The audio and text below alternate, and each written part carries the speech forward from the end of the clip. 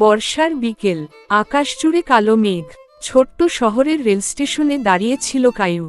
হাতে পুরনো একটা ছাতা, চোখে অদ্ভুত অপেক্ষা। প্রতিদিনের মতো সেদিনও সে একই জায়গায় দাঁড়িয়েছিল, কারণ এই সময়ই ট্রেন থেকে নামত কিউ। প্রথম পরিচয়টা হয়েছিল এক বৃষ্টির দিনেই। কিউ শহরে নতুন এসেছিল চাকরির জন্য। ট্রেন থেকে নামতেই প্রবল বৃষ্টি শুরু হয়। সবাই দৌড়ে আশ্রয় নিলেও কিউ দাঁড়িয়ে পড়েছিল প্ল্যাটফর্মে। তখনই কায়ু নিজের ছাতাটা বাড়িয়ে বলেছিল, এইভাবে ভিজলে কিন্তু জ্বর আসবে। কিউ একটু হেসে বলেছিল, আপনি ভিজবেন না, আমি তো প্রতিদিন ভিজি। সেদিনের সেই ছোট্ট কথাই ধীরে ধীরে বড় হয়ে যায়। প্রতিদিন ট্রেন থেকে নামার পর কিউ দেখত কায়ু স্টেশনে দাঁড়িয়ে আছে। কখনো চা, কখনো ঝালমুড়ি, কখনো শুধু গল্প। শহরের ব্যস্ততার মাঝে ওদের দুজনের পৃথিবীটা আলাদা হয়ে উঠেছিল।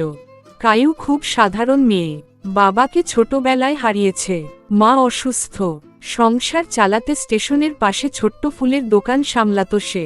অন্যদিকে কিউ ছিল বড়লোক পরিবারের ছেলে। শহরে এসেছিল বাবার ব্যবসার নতুন শাখা দেখাশোনা করতে। তবুও ওদের ভালোবাসায় কোনো দূরত্ব ছিল না। একদিন নদীর ধারে বসে কিউ বলেছিল, কায়ু, যদি একদিন আমি হারিয়ে যাই? কায়ু হেসে বলেছিল, তুমি হারালে আমি পুরো শহর খুঁজব, আর যদি না পাও তাহলে অপেক্ষা করব। কিউ চুপ করে কায়ুর দিকে তাকিয়েছিল। সেই চোখে যেন হাজারো না বলা কথা লুকিয়েছিল। দিনগুলো খুব সুন্দর কাটছিল। সকালে কাজ, বিকেলে দেখা, রাতে ফোনে গল্প। কায়ুর মনে হচ্ছিল জীবনে প্রথমবার সে সত্যিকারের সুখ পেয়েছে। কিন্তু সুখ বোধ হয় বেশি দিন টেকে না। একদিন কিউ হঠাৎ খুব বদলে গেল। ফোন ধরা কমিয়ে দিল, দেখা করত না আগের মতো। কায়ু বুঝতে পারছিল কিছু একটা হয়েছে। অনেক জিজ্ঞেস করেও উত্তর পায়নি। তারপর একদিন কিউ বলল, আমাদের আর দেখা না করাই ভালো।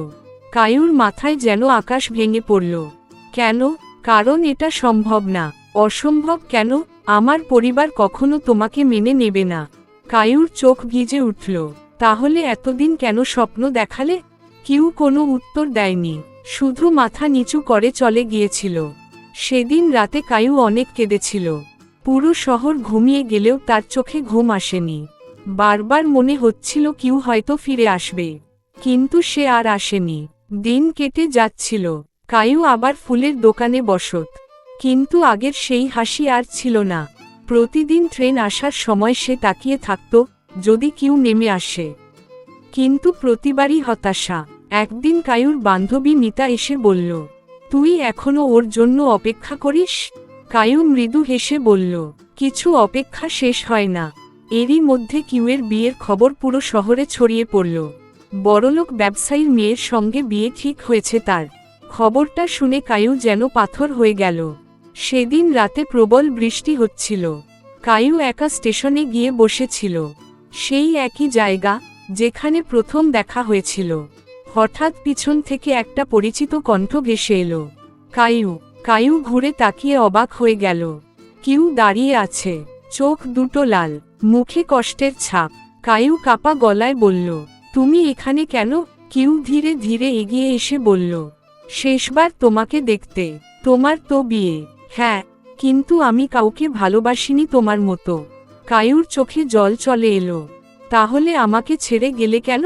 কিউ পকেট থেকে একটা রিপোর্ট বের করল। কায়ু অবাক হয়ে তাকিয়ে রইল। আমার ব্লাড ক্যান্সার, শেষ স্টেজ। কায়ুর হাত কাঁপতে লাগল। মিথ্যে, আমি চাইনি তুমি আমার জন্য সারা জীবন কাঁদো, তাই দূরে সরে গিয়েছিলাম। কায়ু কান্নায় ভেঙে পড়ল। তুমি আমাকে এত বড় শাস্তি দিলে? কিউ মৃদু হেসে বলল, আমি শুধু চেয়েছিলাম তুমি ভালো থাকো। বৃষ্টির ফোঁটাগুলো ওদের চোখের জলের সঙ্গে মিশে যাচ্ছিল। কায়ু কিউয়ের হাত শক্ত করে ধরে বলল, আমি তোমাকে ছাড়া ভালো থাকতে পারবো না। কিউ ধীরে বলল, পারবে, কারণ তুমি অনেক শক্ত মেয়ে। তারপর হঠাৎ কিউ কাশতে শুরু করল। রক্ত পড়তে লাগলো মুখ দিয়ে। কায়ু চিৎকার করে উঠল, কিউ। কিউ কাপা গলায় বলল, একটা কথা রাখবে? কি? প্রতিদিন স্টেশনে অপেক্ষা করবে না আর? কায়ু মাথা নাড়তে পারছিল না, শুধু কাঁদছিল। কিউ শেষবার বলল, ভালোবাসি তোমায়। তারপর ধীরে ধীরে কায়ুর হাতের মধ্যেই নিস্তব্ধ হয়ে গেল সে। সেদিনের বৃষ্টিটা যেন পুরো শহরকে কাঁদিয়েছিল। কিউ চলে যাওয়ার পর কায়ু পুরোপুরি বদলে যায়। আগের মতো কারো সঙ্গে কথা বলতো না, শুধু প্রতিদিন সকালে কিউয়ের দেওয়া ছোট্ট নীল ডায়েরিটা পড়ত। ডায়েরির প্রতিটা পাতায় লেখা ছিল কায়ুর কথা। কায়ুর হাসি পৃথিবীর সবচেয়ে সুন্দর জিনিস। কায়ু রাগ করলে আরও সুন্দর লাগে। আমি যদি বাঁচতাম, তাকে বিয়ে করতাম।